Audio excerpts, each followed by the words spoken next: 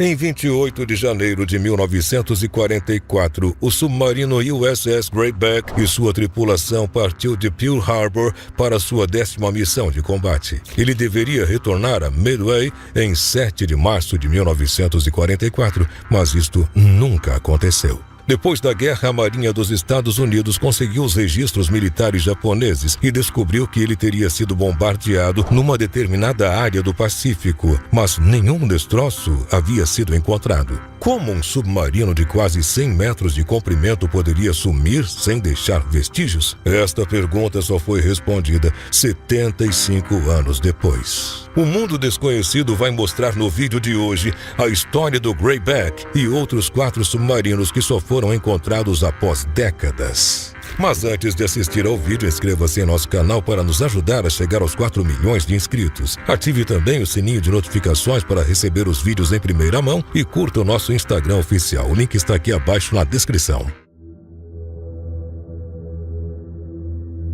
No início dos anos 2000, James Delgado, um arqueólogo marinho, decidiu passar férias no Panamá. No entanto, mal sabia ele que sua viagem de descanso renderia muito trabalho. Ele estava sentado numa praia da ilha San Telmo quando um pescador lhe contou a história dos restos enferrujados de um submarino japonês da Segunda Guerra Mundial em uma enseada próxima que aparecia todos os dias quando a maré baixava. Logo que voltou para casa, Delgado decidiu investigar e enviou fotos que ele tirou da carcaça para outros arqueólogos e entusiastas de submarinos antigos em todo o mundo, mas ninguém sabia qual era aquele submarino. Foi somente em 2003 que um colega sugeriu que o submarino assemelhava-se ao Explorer, que fora construído em 1865 para a colheita de ostras. Delgado conseguiu um artigo raro de 1902 que listava as dimensões e descrições daquele submarino e elas combinavam perfeitamente. O Explorer era conhecido por mergulhar mais de 30 metros abaixo da superfície por horas a fio. Um sucesso absoluto para aquela época, exceto pela estranha febre que tirava a vida dos marinheiros após os mergulhos, o que levou ao abandono da embarcação naquela ilha no final do século XIX.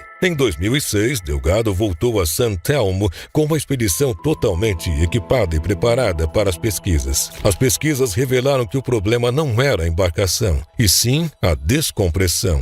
Naquela época, não se sabia que emergir rapidamente causava o surgimento de bolhas de ar no sangue, o que ocasionava uma febre fatal.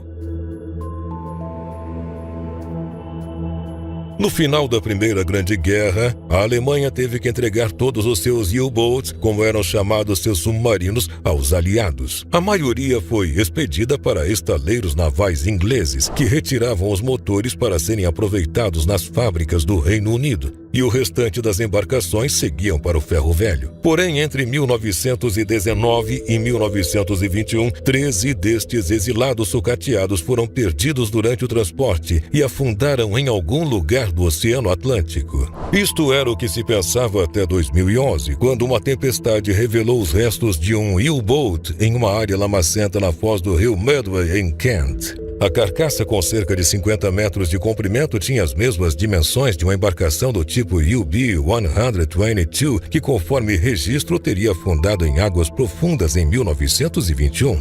Mark Dunkley, consultor do English Heritage, disse: "Este submarino ainda carrega consigo um elemento de mistério, pois até agora não conseguimos determinar por que ele não foi completamente transformado em sucata no final da guerra e como ele foi parar na costa uma vez que foi dado como perdido em alto mar." Embora este submarino em particular provavelmente não tenha atuado nos combates, foi concluído pouco antes do armistício que ele é um exemplo da classe mais numerosa de submarinos que teve um impacto profundo no conflito entre 1917 e 1918.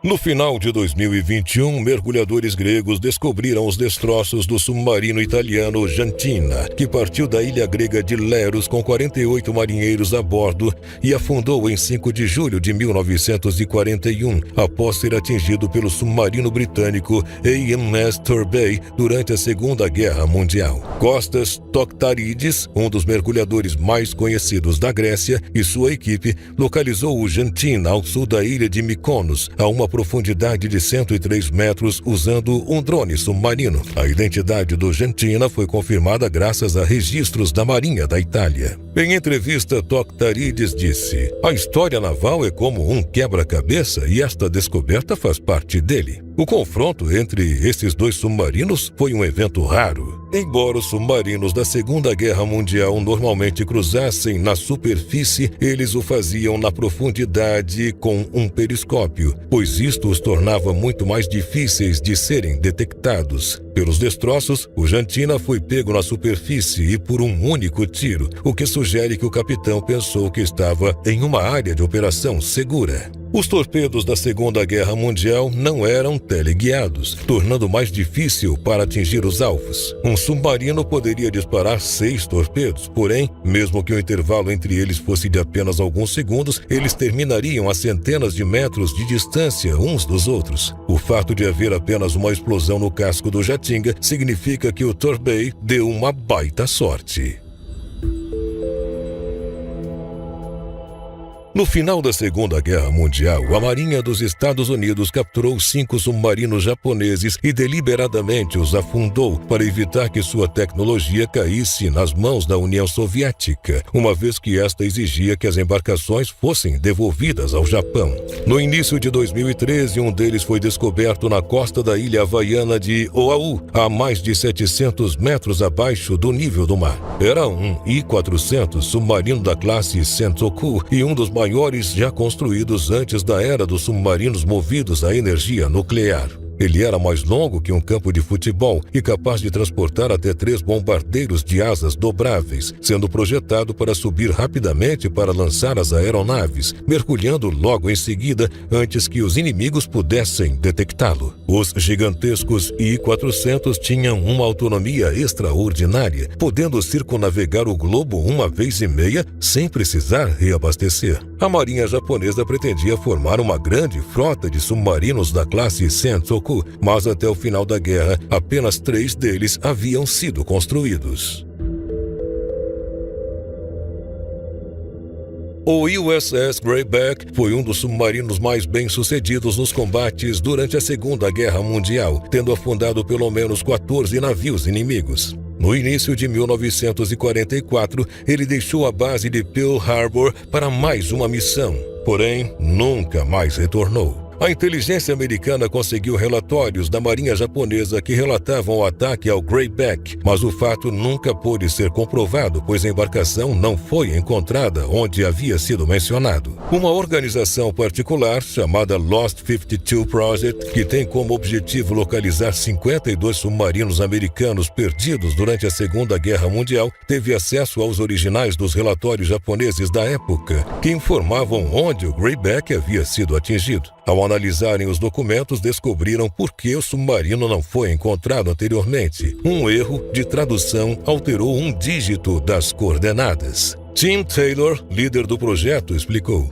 "Na primeira tradução, um número foi mudado, um 6, quando o correto seria 8, erro que nosso tradutor japonês identificou. As coordenadas corretas nos levaram a 160 quilômetros da área onde originalmente o Greyback foi procurado." Assim, a equipe de exploradores chegou ao sul de Okinawa e encontrou o submarino a cerca de 427 metros abaixo da superfície, com grande parte de seu casco ainda intacto. A placa com seu nome ainda estava legível e finalmente havia certeza de que o submarino foi bombardeado, encerrando o mistério de mais de 75 anos. Tim Taylor e sua esposa Christine Denison, que também participa do Lost 52 Project, informaram as famílias dos 80 tripulantes que estavam a bordo do Greyback. O projeto já encontrou 7 dos 52 submarinos desaparecidos durante a Segunda Guerra, mas as buscas continuam. Você gostaria de dar um passeio em um submarino? Acha que outros serão encontrados antes que os oceanos os devorem para sempre? Deixe a sua opinião aqui embaixo nos comentários, ela é muito importante pra gente. Muito obrigado por assistir ao nosso vídeo até o final e não esquece de curtir, deixar um comentário, nos seguir no Instagram, se inscrever em nosso canal se ainda não for inscrito e ativar o sininho para receber uma notificação sempre que um novo vídeo do Mundo Desconhecido for postado. Um abraço para você e até o próximo vídeo.